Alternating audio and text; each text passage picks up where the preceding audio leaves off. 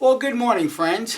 Thanks for clicking on this video and allowing me to present a response to a viewer that left a comment after the last video that I talked about the hammers locking up on these Ubertis.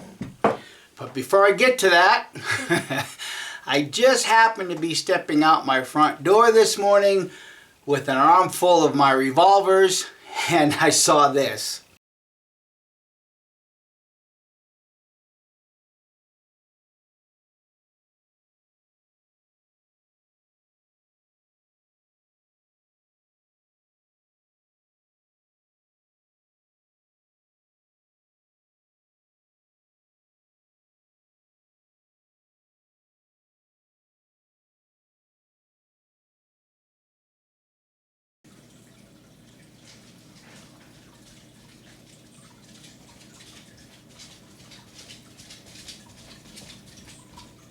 So it's certainly nice to see that the deer are still hanging around. And it just so happened to be that I was just stepping out the door and I happened to look in that direction. My arms are full of all my revolvers. And it's like, oh crap, what do I do now? So I very easily walked back into the house, shut the door, and I was able to record this. So I hope you certainly enjoyed it. I know I did. Okay, so after my previous video, my first shots with my Pietta 1860 Army Sheriff's model, I had talked about resting the hammer on a cap and it locking up. And that's because the dog leg's not falling off the cam to allow the bolt to drop and allowing the cylinder to recycle. And I had the same issue with my 1860 Army Pietta Old Silver, and I did an in-depth video explaining what you need to do to correct that. Now, in the comment section underneath this video, somebody left a comment that's a little concerning to me, so I want to address that and make sure that everybody fully understands. In my opinion, this is not the way you want to go. The comment is that he just files off a little bit of the hammer. Well, when you look at these Colt revolvers, even in their reproductions, there's a little slot right there. The function of that slot is to set it on one of the safety pins and the cylinder locks up, which allows you to carry 6 loaded chambers, which is what I do. Now I know that there's a lot of single action cowboy shooters out there that talk about, only loading 5, lowering the hammer on an empty cylinder, an empty chamber. And yeah, those are the rules for the Single Action Shooting Society. I've even seen Mike Bellevue on Duelist 1954 and others way back then talk about filling that little gap with JB Weld. That's fine and dandy. That does prevent cap sucking, but for a guy like me, I'm not going to do that because when you fill it with JB Weld, then you can't rest the hammer on the safety pins. So for me, and why it concerns me, is that if you're going to take metal off of the face of the hammer to overcome that locking up, you're doing a couple of things to this revolver that you should not be doing. In my very strong opinion, that is first of all, is now you're changing the depth of what that notch is. Even if it's just 4 5/1000, 6 thousandths, whatever you need to do to overcome that lockup. You are now working on a safety feature that's built into these revolvers. And the second thing you're doing, all these hammers are case hardened, okay? Some of them are color case hardened. They'll put, a color on it afterwards and make it look pretty and shiny. This one is it's just left in the black. But when you take a file and you start cutting across the face of this hammer, not only are you making the safety notch shallower, you're also taking off the case hardening off the front of this hammer. and your hammer will dimple a lot sooner than what it would normally dimple. If you take a look at some of your older guns and look at where that hammer drops on that cone, you can see the indentation. Well, along with that indentation, you're also making your safety notches a little shallower, and you're not going to be locking up in these safety pins as deep as you should. Okay, so for me, reading a comment like that just dictates I have to make a comment about this. And what I'm going to do is I'm going to show you that when it comes to these safety pins, there's a difference. And I got a couple of lights right here. It's early in the morning, it's kind of cloudy, so I'm going to turn on the lights and I'm going to go through all my revolvers. I'm going to show you what I'm talking about as regards these safety pins. So I have my dial calipers here.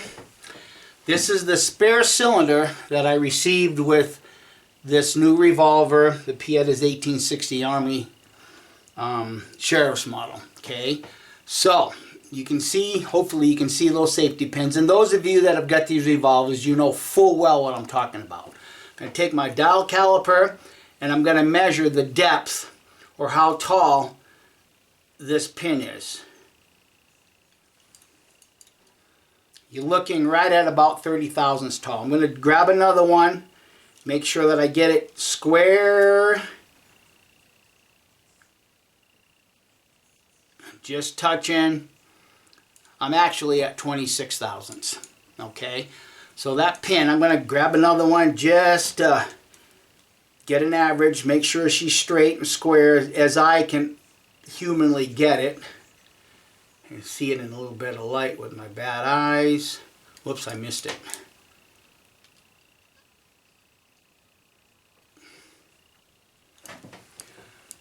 .26 thousandths tall.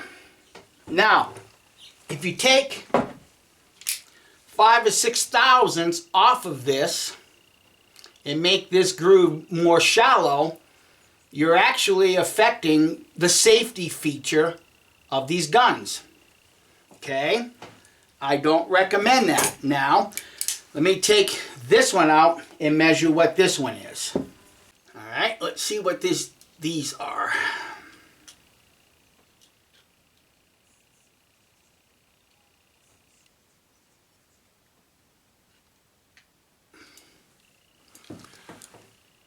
First one, 20 thousandths.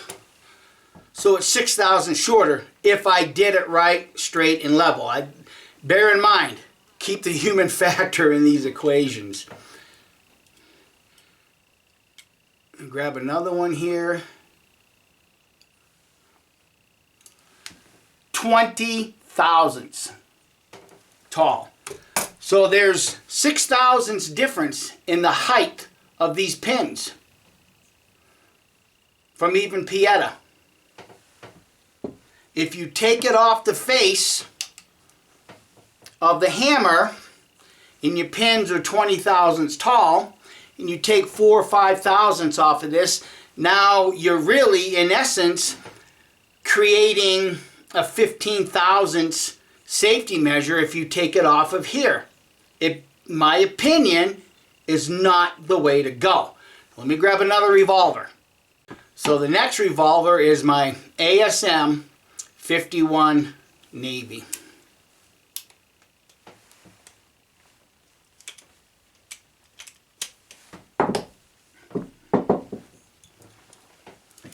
Same thing.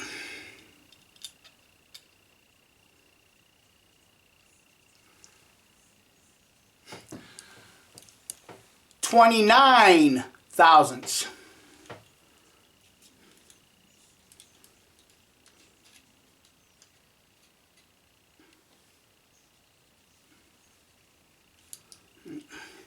Don't think I get that one on straight because it went to 32.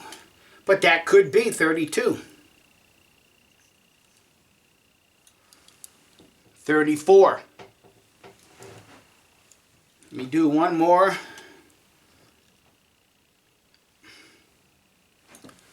32. You're already seeing that all of these safety pins between these cylinders and the manufacturers are different heights. Okay, let me just do the old silver, and we'll see what that is.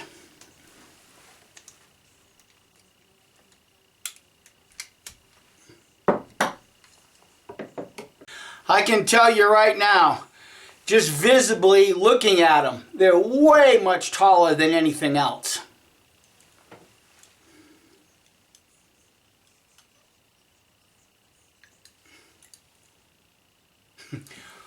$42,000.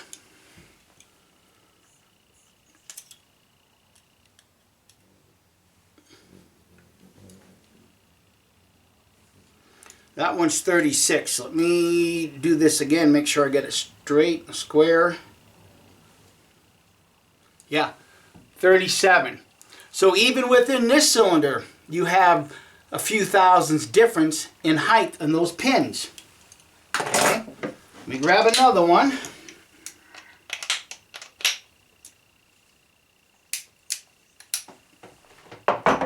So I'm going to do my Uberti 61 Navy. This is the revolver I affectionately call Friday's Nightmare. You can scroll back on this channel and see the issues that I had with it. But this is a Uberti. And I can see these pins are much taller also. 37 thousandths.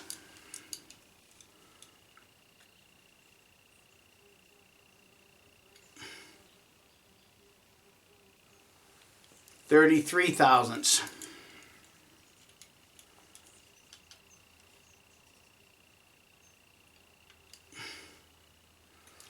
$36 thousandths. There's a difference in these safety pins. Whoops.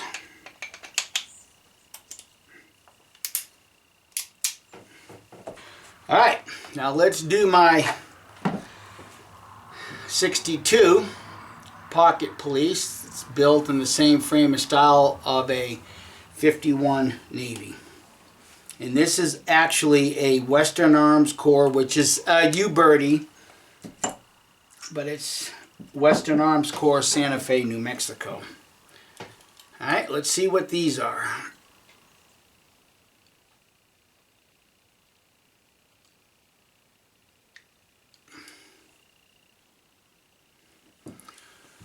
$28 thousandths. 41 thousandths. Now I will tell you, this is a much older revolver, and I can see that, you know, there's a little bit of wear on these pins.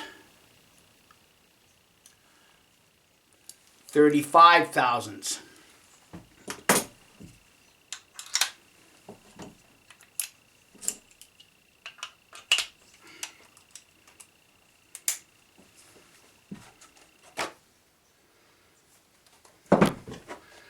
Okay, newer Uberti, my 62 Pocket Police. I can tell just by looking at them that they're very, very tall.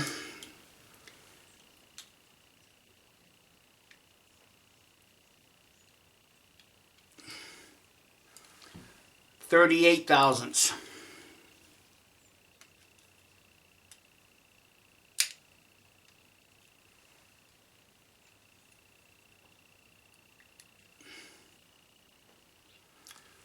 $32 thousandths. Let me do that one again because I did kind of slip a little bit.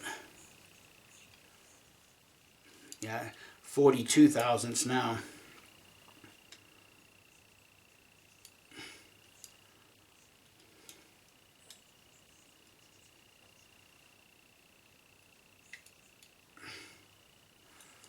$38 thousandths. So obviously,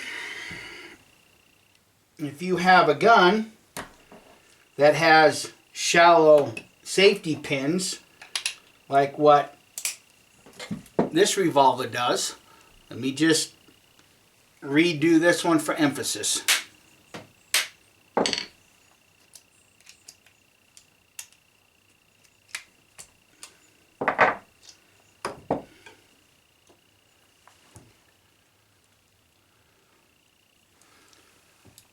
And again, you can just look at them and physically see that they're not near as tall as all the other pins. 20 thousandths.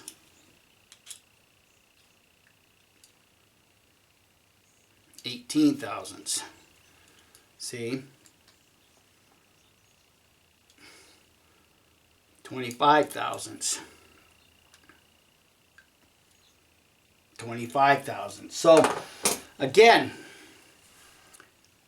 these are your safety mechanisms. My strong recommendation is if you have a locking up issue to where your hammer, when you set it on a cone and it doesn't want to recycle, take it off of the cam. And once again, I showed, let me put it on a safety knot. See, it still holds even though they're kind of short.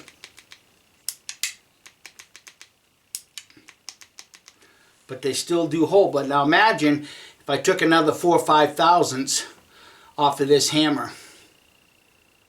They probably wouldn't set in the safety cones.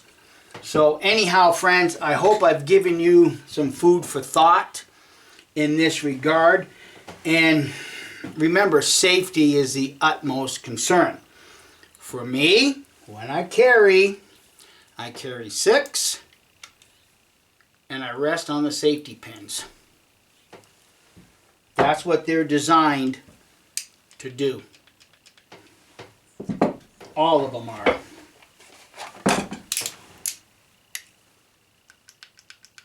But if you remove metal off of the face of the hammer, then you're dealing with a safety issue that, in my opinion, you shouldn't have to deal with. So friends, thanks for watching. If you found this information informative, please share it with your bestest of buds. Bye.